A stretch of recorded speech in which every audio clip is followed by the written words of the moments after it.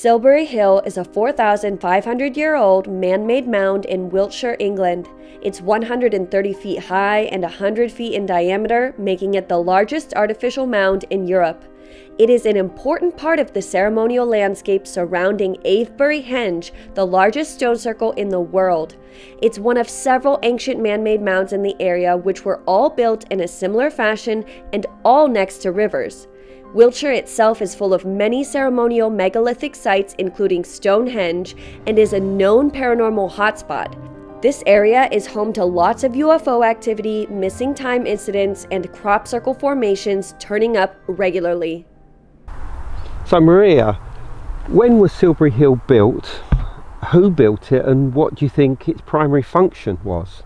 According to archaeologists, it was built in 2480 BC, but an independent author and researcher, John Cowie, who also obtained a carbon sample from the inside of Silbury Hill, dated it to 12,000 BC. And that was independently done. So it could be very old, or it could be just, 2480 BC. What was it made for? Well, in research that I've done, it's got an outer casing of chalk block. Upon the inside, you have a layer of organic and inorganic material going up towards its summit. So that's very similar to an Orgone accumulator. And an Orgone accumulator is something that would help to generate energy, because the alternating layers is like creating some kind of alternating current, if you like, of energy, which is something that Wilhelm Reich himself discovered with the creation of these boxes that you sat in. That could affect the body in a positive way, providing you use them on a short term, but also by sitting in the Orgone accumulator, they would see like these tiny lights appear that would like sort of fly through it, which they felt was a byproduct of the creation of the Orgone. Do you think that in some respects Silbury Hill had a similar function to like generate those energies? Yes, I do, and I think it's like irrigating the landscape with that energy as well. I mean, we can think about ourselves and having healing experiences and raising our consciousness, but I think Silbury's more than that. I think it's really irrigating the entire landscape with unseen energy. I mean, if we could see Orgone, we could clearly understand it on a kind of level like that. So for me, Silbury Hill is about a ceremonial place, it's about ritual, it's about creating energy, and it's about feeding that energy outwards as well. And it may well be that it could be used for portaling certainly the human consciousness, and perhaps even on a physical level as well. I mean, we certainly know that UFO encounters have occurred on the top of it, and that the people involved with them have certainly had time loss experiences, and that is tantamount itself to actually being projected outside of normal space-time for the duration of that particular encounter. So in other words, certainly as a byproduct at least of the creation of Silbury Hill, portaling may be possible. My Downton experience at Silbury Hill is quite dynamic, because Downton indicated there was one energy spiral going clockwise and there was another one going anti-clockwise, which is really the formula, according to the European master dowsers, of a vortex, portal, energy zone. So Silbury is indeed that. It's placed above those energies with currents going through them, like the Mary current and underground water. It's got every single ingredient to be one of the most active areas within the Avebury environs. Earthworks are really any type of ancient site constructed from earth, usually with turf over the top. But even like Avebury, for instance, like we have here, we have the Great Henge. That is really like an earthwork, and that would have been completely free of grass. That would have been like white chalk kind of glowing in the landscape. Silbury Hill may have also been, completely free of grass, and it may have been almost like a circular step pyramid going up to the top. And so really anything you see that's constructed of earth and has been shaped within the landscape is what is classed as an earthwork. These can include cursuses, mounds, or the tumuli, even long barrows, even though they often have stone incorporated into the design as well, but also henges, hill forts, and many other types of site. Man-made mounds such as Silbury Hill are indeed fascinating, and in the Avebury environs you have three: Silbury Hill, Merlin's Mount in Marlborough, and then you have the Hatfield Barrow. And it's quite intriguing why they were built. We know that they didn't contain burials, for example, and we know that they were often surrounded by water. Even in America, there's a mound there in West Virginia, Grave Creek Mound, and that too had water around it. So the water is a feature of it as well. When you have water, that's a good conductor. And what did Silbury have surrounding it? A massive moat, which according to the archaeologist Maud Cunnington in the 1930s was filled all year round. So it was filled with water. And beneath the ground, again, we're seeing a massive aquifer with numerous streams flowing into Silbury Hill. Silbury Hill was built at a confluence of the River Kennet and Beckhampton Stream in an area full of natural springs. These many water sources feed into the ditch built around the hill and aquifer beneath it, creating a moat. It is thought that the water table was much higher in the past, and Silbury Hill would have been originally built as an island surrounded by water all year round. The friction created by the water moving through the porous chalk and carefully layered sediment within and around the mound would generate massive amounts of triboelectricity. Silbury Hill would have absorbed huge amounts of water which flowed through it constantly, making it a powerful energy vortex. This type of hydraulic technology is also present at similar man-made mounds in the Wiltshire area, as well as the pyramids of Giza, which are built above a large aquifer system which is fed by the Nile. So many ancient sites like stone circles, pyramids, even dolmens are built above aquifers, where it's like a congregation of lots of different water channels coming into one spot, almost forming into like a spiral beneath the site. And you do get natural energies coming off, water moving through tight spaces within the chalk or within the different types of materials, and this can create electric charge on the surface, and you can feel this. You feel this buzzing on the surface when this happens. And so people have suggested, like Guy Underwood and more recently Maria Wheatley and others, that these were an important aspect, combined with the earth energies and the telluric currents, of this whole kind of energetic principle lying behind the construction of ancient sites. This water-induced triboelectricity is present at other sacred mountains and hills such as Glastonbury Tor and Mount Shasta, which both have multiple springs within them, several ley lines running through them, and are thought to be mega energy vortices and earth chakras. Glastonbury Tor was once an island surrounded by water, just like Silbury Hill. We see a running theme here in many sacred mountains, hills, and mounds around the world. Another factor amplifying the power of the Silbury Hill vortex is the high flint content within the Wiltshire Downs. Flint consists mainly of quartz, which produces piezoelectricity when under pressure within the earth.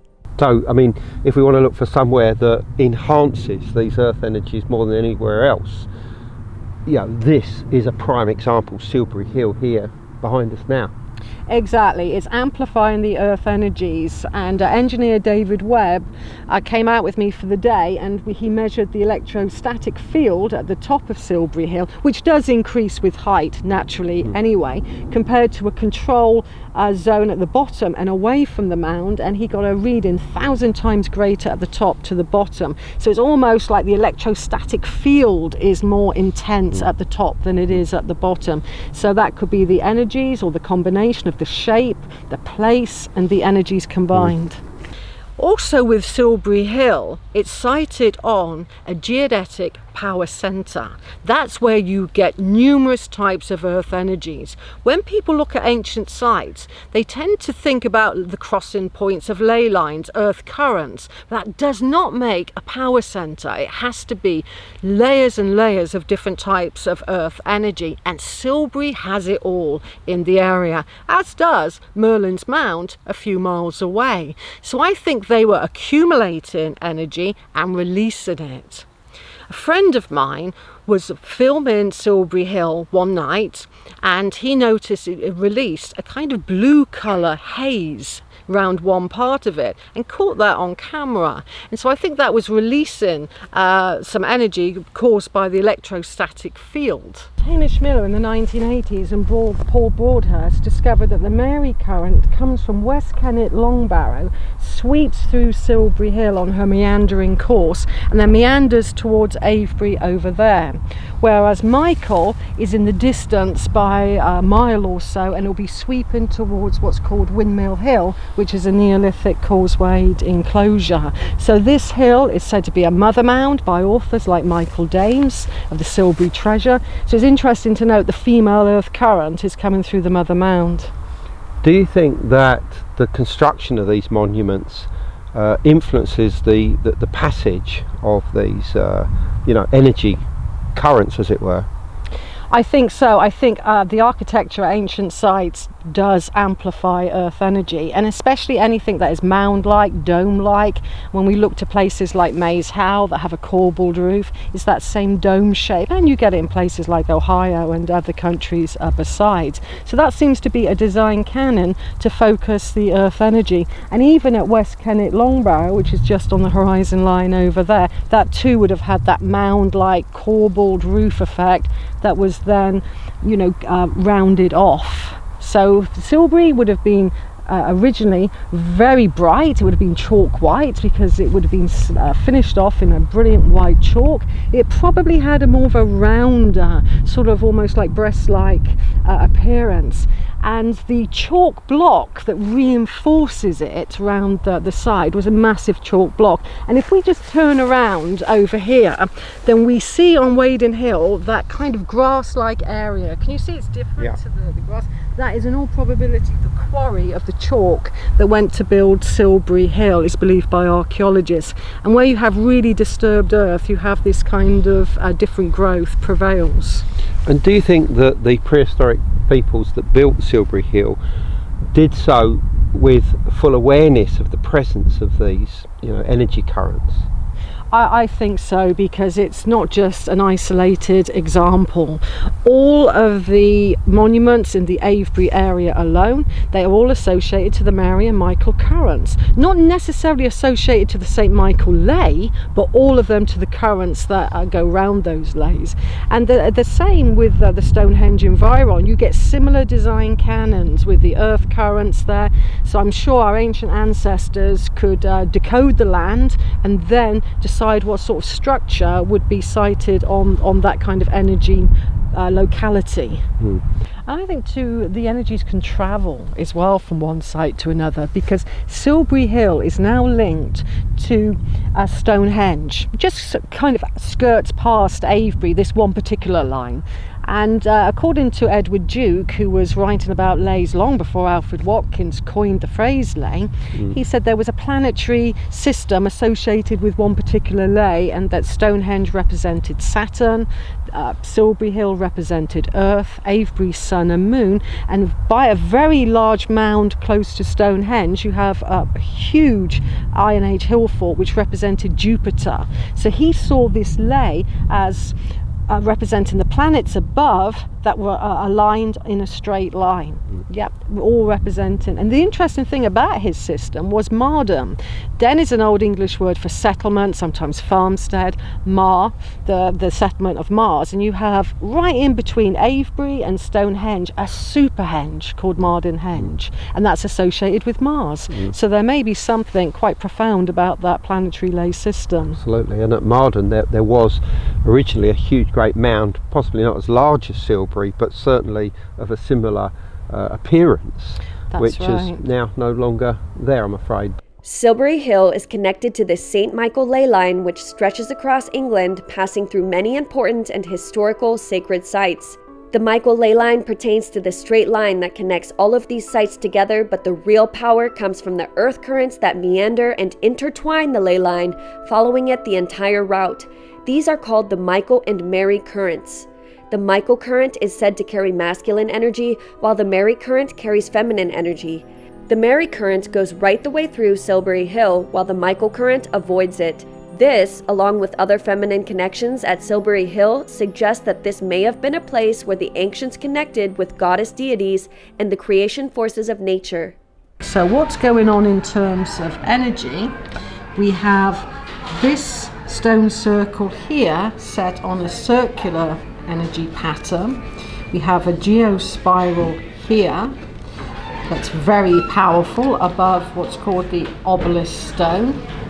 Then you have the Michael current coming in, flowing down the avenue like this, and it really does bend far more than what William Stukeley's drawn. It comes in here, this way. Then from Silbury Hill, you have the Mary current coursing across the land and coming down Wading Hill and co-joins Michael here. And in the 1940s, it was seen that this part was definitely an earthen avenue, and recent LiDAR seems to confirm that. So that flows in. Now the two currents unite, and they flow through the center of the stone circle. And then Mary flows off in that direction, and Michael goes off in that direction. They depart company at the cove stones. So they've co-joined, they flow as one, and then they depart. Ancient mounds like Silbury Hill, or in my hometown you have Merlin's Mound, the sister mound to Silbury Hill. It was found that in its kind of makeup, it was noted since about the 1980s that you have particular layering systems within the chalk facade of Silbury Hill that was organic and inorganic, organic and inorganic going up. So it was thought that that could generate a type of free energy called Orgone. Orgone energy is a term coined by the Austrian doctor Wilhelm Reich. He described this energy as being a life force vitality energy that powered creation and life itself, similar to Franz Mesmer's animal magnetism and the Eastern concepts of chi and prana. Beginning in 1940, Reich built what he called Orgone accumulators by layering different materials, organic and inorganic, within the walls of these chambers that people would sit inside. Many people did claim to have been healed from ailments with this technology. The FDA then shut Reich down in 1954 when he was ordered to cease this practice and for all Orgone accumulators to be destroyed. He was then jailed when an associate was later found possessing an intact Orgone accumulator. When you go to Scratchbury Camp on the edge of the Salisbury Plain, that has a huge mound that is similarly constructed. And also, quite close to Stonehenge, you have the Monarch of the Plain, and that's the largest barrow in the area that is very similar in its construction to Silbury Hill. Then another mound, not far from Stonehenge, again a giant, is called the Enford Barrow, and that repeats the construction patterns of Silbury Hill and Merlin's Mount. These mounds were built in a very similar design to Silbury. They were also placed next to rivers and were likely close to other water features as well, such as springs and aquifers. This seems to be a unique technology that the ancients of this area specialized in. So when it comes to earth mounds or barrows or tumuli, these are really interesting as well when it comes to kind of energy, because they're often layers of organic and inorganic material. Silbury Hill has got huge amounts of different layers and different kind of types of stone, even brought in from different parts of the country to enhance the energies. You have magnetic stone, you have iron rich stone, you have different crystalline stones that have piezoelectric effects, you have the chalk, which acts as a kind of a dampener to it all. So these are what, you know, some people would call Orgone accumulators as well. And so just a mound may just look like a kind of hill, an artificial hill in the landscape, but there's much more associated with these particular types of site. It turns out that the mound builders of North America also used a complex layering system similar to Silbury Hill and other Wiltshire mounds. Native American mounds have had a lot of archaeological research done on them. And they didn't just take piles of dirt and create a mound. They very carefully layered mounds. The shaman decided this. There's not a great deal known about why they put like a layer of organic matter and then maybe some inorganic and maybe a layer of sand, multicolored sand, Some people believe that it was done as a way to create insulation, maybe, for the tomb that is sometimes at the bottom of one of these mounds. Some people believe that it is a way to accumulate spiritual energy.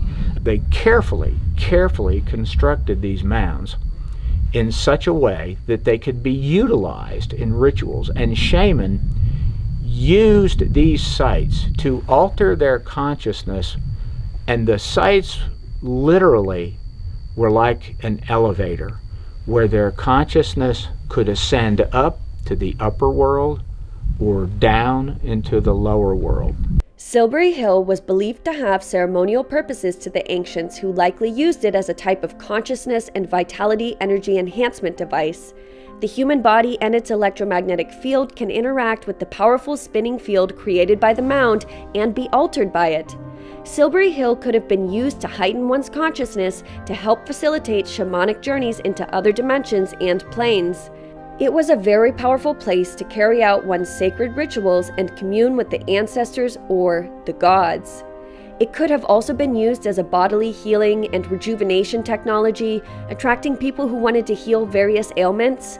Beyond this, it may have also been used in the ancient practice of seed charging, where people would charge their seeds at sacred earthworks to enhance their agricultural yield and the quality of the crop.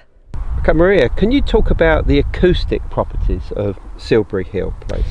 Yes, it was found out that people talking on the top of the mound, their voices, what they were talking about, could be heard at the bottom of the mound. So we can imagine and envision people using that to literally have their voices projected. And I was in part of an archaeological experiment where I was some distance away, and there was Neolithic, Bronze Age and Iron Age musical instruments being played, as well as the human voice, and I was about at least 3/4 of a mile away, and I could clearly and instantly recognize certain words and all of the musical instruments, and they weren't playing them loud. So we can see Silbury as having these amazing acoustic properties that were utilized by ancient man for certain. At Avebury itself, we know that certain acoustic work has been done there. And from my point of view, I lived at Avebury for 5 years, and what I found is that you could just make a tiny tap within the henge and it would be carried and echoed throughout the whole of the henge and come back at you. It was almost as if the earthen banks were containing that sound. And if we can imagine the prehistoric peoples, the Neolithic peoples, carrying out their ceremonies or rituals, it's almost as if whatever they would do, whether it be here on Silbury Hill or in the centre of the henge at Avebury, that it would almost be projected out into the actual area of the monument, as if it therefore embraced that much larger area. In other words, what they were doing was almost like a microcosm that could create the macrocosm outwards to embrace the entire monument. Sound, and especially infrasound, affects the human brain and can help it to achieve altered states of consciousness. Drumming and other methods could have been used to resonate the landscape and create infrasound to assist in the portaling of one's consciousness. This technology could have been used by initiates and adepts to astrally explore the multiverse, attain information, and connect with Source itself.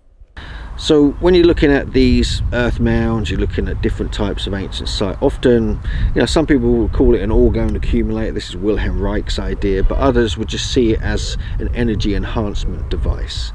And some people even suggest it was created to constantly generate a small amount of energy, from it somehow. So whether this was for consciousness enhancement or altered states, or whether this was mainly for seeds and grains, or whether it was for something else we don't yet fully understand. It could even be linked with the elemental realm, like a communication device between this realm and that realm. And so there's different ideas about what these were used for, but certainly they were working and trying to manipulate the natural energies using natural earth, stone and different elements to construct them. Silbury Hill could potentially spin earth energies being siphoned into it, causing them to rotate around and around due to its upside-down funnel shape. When both rotations are present in an energy vortex, it is thought to potentially open portals. Maria Wheatley has told us that both rotations are present at Silbury Hill. Indeed, a toroidal field spinning both clockwise and counterclockwise simultaneously could pinch the ether at its center and open a wormhole, theoretically. Also, plasma could be created by the heavy ionization rising from the hill, and plasmoids or plasma mists, being multidimensional in nature, have the ability to act as bubble universes or portals themselves.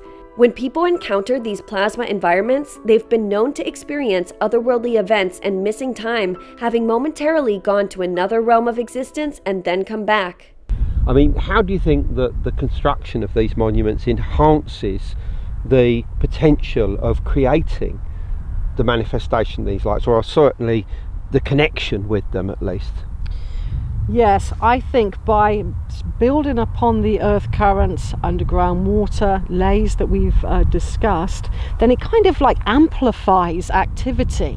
Lights have often been seen coming out of Silbury Hill. I mean, I've spoken to numerous people about lights, especially around about the time of the winter solstice. There seems to be quite an increased activity then. So the sun's position along the ecliptic belt may influence the earth energies to produce things like earth lights. And we certainly know that there's been some quite incredible UFO encounters in this vicinity in connection directly with Silbury Hill. I mean, people up there at the end of the 1990s, saw these two balls of fire, as they described them, coming from West Kennet all the way up to, and then rising up the sides of Silbury, and causing some kind of interaction and a time-lost experience, something that deeply impacted on the minds of these people. So we know that it doesn't just create a few odd lights here and there, but deeply profound UFO encounters, quite literally. So the creation of monuments like this must have, as you say, a huge impact on the potential to create this phenomena, or certainly allow it to manifest, and its impact on human consciousness. Do you know that people are still seeing lights in this area? Absolutely. I mean, I know people that have reported seeing UFO activity recently along the West Kennet Longbow, for example. There's a photographer in the area that believes that he can be inspired to take photographs, and when he enlarges them, he says he sees craft, and he said this is the hot spot for the Avebury environs. It's focusing around Silbury Hill for sure. Burial and non-burial mounds, barrows, and tumuli worldwide were placed in energetically powerful locations and are known to be associated with paranormal activity and the appearance of mysterious light forms. Could these be multidimensional plasma beings? Intelligently behaving luminous orbs are often witnessed at ancient sacred sites. In Britain, historically, these orbs were called will-o'-the-wisp and were thought to be the lanterns of the fairies. It seems these anomalous happenings are clearly symptoms of portal activity, which leads one to ask if the temples of the ancients were built with the intention to open portals. There is another phenomenon that has gone on and been reported literally for hundreds of years, and that is people have seen lights and entities around mounds. There are actual cases from the Native American literature where they say that spiritual entities, translucent light beings, literally come out of the mounds. They emerge from the ground in the mounds. There's several stories of that. People have reported lights and seeing like UFO phenomenon. It's called Pinson Mounds. It's near Jackson, Tennessee. It's a very large complex, thousands of acres in extent, has some very large mounds, the second tallest one in the United States. In fact, it looks a lot like Silbury Hill. When I took pictures there, and I took the pictures home, back in those days, there were no digital cameras. We had to get film developed. It turned out in these pictures that there were these amorphous white blobs seen above the tallest mounds at Pinson. And up until that time, I really had never connected this light phenomenon, or UFOs, or UAP, whatever you want to call it, with mounds. But it became pretty clear to me right away that there is something that connects the UFO field to not just mounds in America, but mounds in England. There's a great story about Silbury Hill and an event that took place there in Andrew's book Light Quest. Avebury obviously is somewhere that's very much associated with UFO activity and the appearance of mysterious lights.